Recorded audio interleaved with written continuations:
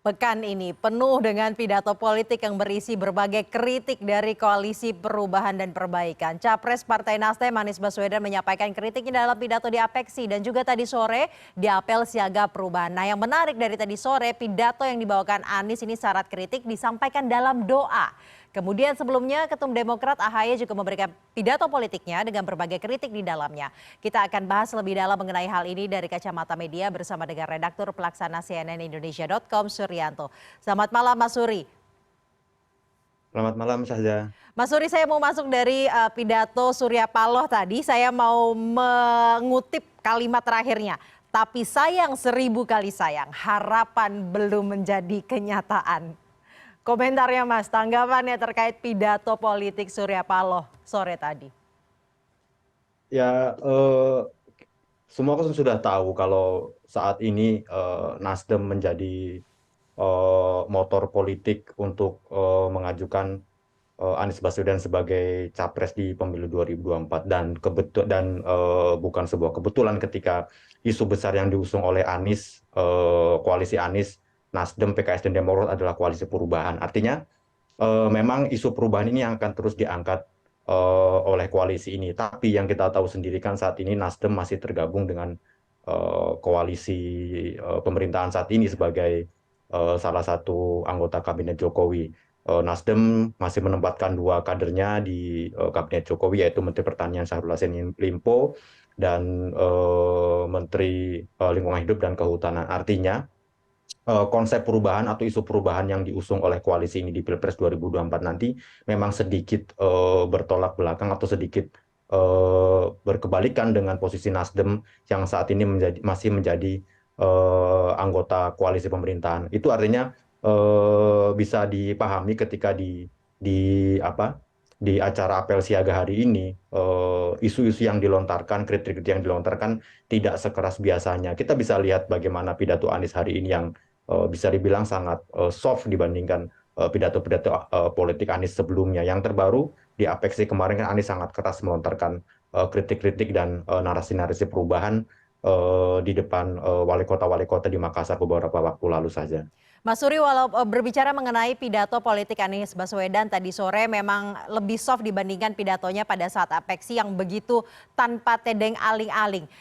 Tadi sore disampaikan kritik-kritiknya dibalut atau dalam bentuk doa. Ini bagaimana melihat komunikasi ini, ataukah ada upaya Anies untuk menegaskan bahwa ia dekat dengan religi atau seperti apa nih, Mas Suri? Bisa jadi dekat dengan religi saja karena kan kita tahu Pak Anies juga baru pulang berhaji dari Tanah Suci kan. Tapi memang pidato Pak Anies hari ini jelas di luar perkiraan sejumlah pihak kan karena memang di pidato-pidato sebelumnya itu Anies sangat keras melontarkan kritik dari mulai IKN yang kemarin ramai diperbincangkan dengan narasi otot politik, lalu terus Anies beberapa kali melontarkan kritik terkait subsidi mobil listrik, pemerataan pembangunan, sistem pendidikan juga sempat menjadi sasaran kritik Anies, sehingga jalan berbayar di era Jokowi yang juga dikritik oleh Anies. Terkesan kritik emang hari ini dilanturkan Anies memang sangat sangat soft ya karena dibalut dengan doa. Kalau dalam agama Islam kan ketika kita berdoa kan memang jadi memang ada tahapan yang dilakukan ketika kita tidak punya daya apa-apa itu lewat dilakukan oleh doa gitu kan. Nah, mungkin Anies hari ini pengen menegaskan bahwa eh, doa juga diperlukan ketika untuk menyusun perubahan itu. Tapi kalau dari kacamata kami sebagai media, hari ini kemungkinan Anies memang sedikit sedikit sungkan untuk melontarkan kritik terlalu keras karena tuan rumah hari ini adalah Nasdem yang saya bilang di awal tadi masih menjadi salah satu anggota koalisi pemerintahan sehingga seperti kurang elok kalau misalnya hari ini Anies terlalu keras untuk melontarkan kritik-kritiknya. Beda cerita kalau misalnya Anies tampil sebagai dirinya pribadi sebagai seorang bakal capres seperti di Apeksi kemarin, atau misalnya Anies hadir di acara PKS atau Demokrat. Kita tahu beberapa waktu lalu ketika Anies hadir di acara Hari Buruh di PKS itu kan Anies cukup keras juga melontarkan kritik terhadap pemerintahan gitu loh. Itu saja. Jadi ini semata karena memang Nasdem masih ada dalam pemerintahan, bukan mau menegaskan bahwa perubahan yang dimaksudkan oleh koalisi perubahan dan perbaikan ini bukan perubahan ekstrim karena Anies menyampaikannya dengan soft, kemudian juga AHY kemarin tagline-nya tentunya perubahan dan perbaikan, itu artinya kan ada yang tidak diubah hanya diperbaiki.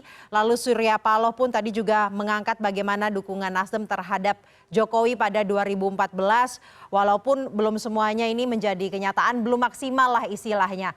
Jadi bukan karena mau kasih tahu bahwa perubahannya nggak ekstrim kok, ini benar-benar karena saat ini Nasdem masih berada dalam pemerintahan, seperti itu Mas.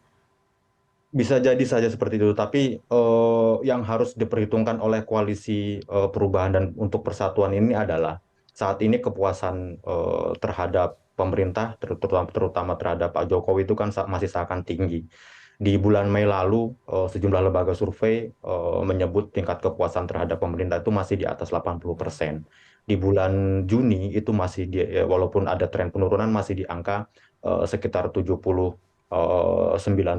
terus masih ada yang menyebut sekitar 72%. Artinya tingkat kepuasan terhadap publik ini tinggi. Nah, ini yang harus diperhitungkan oleh koalisinya Anies ketika mengusung narasi perubahan.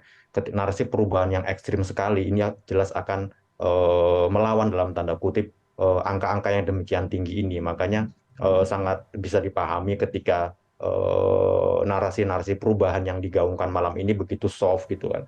Bisa jadi koalisi ini juga mulai menerapkan prinsip strategi politik semacam gas dan rem. Tidak agak mungkin bisa jadi apa sedikit blunder juga ketika koalisi ini ngegas terus tanpa ada memperhitungkan rem karena ya bisa kita pahami sendiri bahwa saat ini kepuasan terhadap pemerintah itu masih sangat tinggi gitu kan. Eh, eh, Kalau bisa di data kami itu di bulan Juni itu indikator menyebut tingkat kepuasan masih 79,2%, Indopol masih 66,42%. Di bulan Mei bahkan LSI dan SMRSI menyebut bahwa tingkat kepuasan masih di atas 80%. Jadi mungkin pertimbangan ini yang jadi bahan pertimbangan bagi koalisi ini saja untuk tidak ngegas terus untuk mengkritik pemerintah saat ini saja. Jangan sampai kemudian kehilangan suara karena terlalu ekstrim persepsi publiknya seperti itu ya Mas ya? Iya, betul sekali saja. Karena tingkat kepuasan dunia masih sangat tinggi terhadap pemerintah saat ini.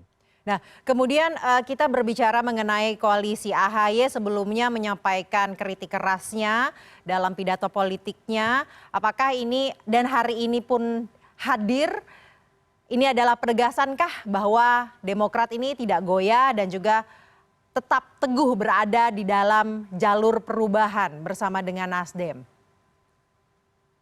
Dalam politik tidak ada yang tidak mungkin, walaupun beberapa kali Demokrat menyatakan akan tetap mendukung Anies, tapi kan dalam beberapa kesempatan AHY masih digoda oleh koalisi lain untuk bergabung gitu loh. Artinya apalagi kan tidak ada harga mati untuk menjadi apa tidak dalam satu koalisi. Meminjam pernyataan Pak Jokowi kemarin waktu bertemu dengan para relawannya, politik saat ini masih sangat cair, kurang lebih seperti itu saja. Karena kalau kata Pak Jokowi ini siapa berkoalisi dengan siapa, partai mana berkoalisi dengan partai mana itu belum jelas. Bahkan capres dan cawapresnya itu belum jelas. Artinya di sini menyatakan bahwa walaupun sudah ada 3 bakal cawapres, tapi tidak ada jaminan bakal ada perubahan di belakang hari, di kemudian hari nanti. Begitu juga dengan koalisi yang saat ini terbentuk. Walaupun memang di atas kertas para petinggi-petinggi parpol ini menyatakan bahwa kami akan tetap komitmen mengusung si A, si B untuk menjadi capres begitu saja. Tapi saya sangat bisa pahami ketika Demokrat melontarkan kritik keras terhadap pemerintah saat ini karena Demokrat memang berada di luar jalur pemerintahan. Siapapun yang beroposisi tentu akan berpeluang meraup suara dari pihak-pihak yang tidak puas terhadap pemerintahan. Apalagi kita tahu sekarang saat ini memang sedang ada krisis ekonomi global. Kenaikan harga memang sedang sangat tinggi dan momen-momen seperti ini yang sedang dimanfaatkan oleh kelompok-kelompok oposisi seperti Demokrat dan PKS untuk meraup suara pihak-pihak yang tidak puas terhadap pemerintahan sekarang ini. Justru menurut saya sedikit blunder kalau misalnya PKS dan Demokrat sedikit merubah strategi Hmm. politiknya untuk sedikit soft terhadap pemerintahan sekarang ini. Seberapa efektif sebenarnya narasi perubahan yang terus digaungkan ini untuk menaikkan persepsi publik terhadap koalisi perubahan untuk meraup suara dan juga bisa apakah kemudian efektif bisa menurunkan persepsi publik terhadap pemerintahan alias Jokowi? Banyak faktor saja. Kalau menurut saya, kalau misalnya situasi ekonomi politik sedang baik-baik saja, terus harga-harga terkendali, ekonomi global juga mendukung, itu tentu sangat susah untuk menarasikan perubahan ini saja. Tapi kalau memang harga-harga tidak bisa dikontrol, situasi keamanan dalam negeri juga tidak kondusif, ini yang bisa dimanfaatkan oleh kelompok-kelompok yang perubahan ini untuk menegaskan narasi-narasi perubahan yang menjadi sebuah isu atau komoditas politik di pemilu 2024. Baik, terima kasih Redaktur Pelaksana CNNIndonesia.com Suryanto telah bergabung bersama kami malam hari ini di CNN Indonesia Prime News. Kita akan terus kawal bersama bagaimana jalannya pemilu 2024 ini, Mas Suri. Terima kasih saja.